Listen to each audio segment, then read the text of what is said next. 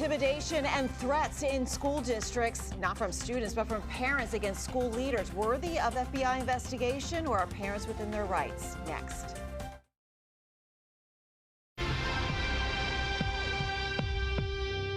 This is CBS 12 News at 11. The news starts now. Good evening, everyone, and thank you for joining us. I'm Liz Quirantes. Jim has the night off. School board members across the state are facing intimidation from angry parents, many of whom are against mask mandates. But officials now say some are taking it too far, even threatening the safety of Palm Beach County school board members.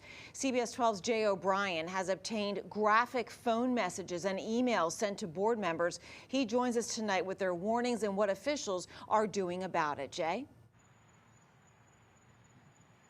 Yeah, Liz, good evening. All of this stems from the pandemic. Tonight, you are going to hear school board officials, in their own words, describe bullying, intimidation, and in some cases, threats to their safety because they chose to mandate masks. We've also obtained emails and phone messages that show exactly what these officials are facing every day. To listen, press 0. You're listening to a voicemail left for a school board member in Palm Beach County. You are a racist, you. How the heck are you guys going to... School board meetings here have reached a fever pitch. Freedom is not for sale!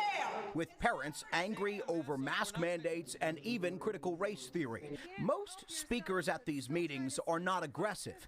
You're done. You're done. But school boards across the state worry a handful of bad actors are causing things to get out of hand.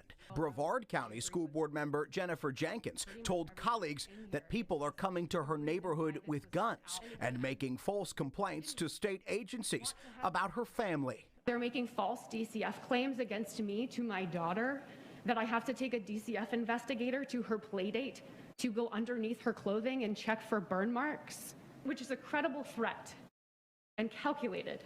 In this letter, the National School Boards Association is asking the FBI to step in, sounding the alarm on an increase of threats nationwide. Florida's School Board Association shot back, saying violence is concerning, but the feds could end up targeting innocent parents who are within their rights to speak up.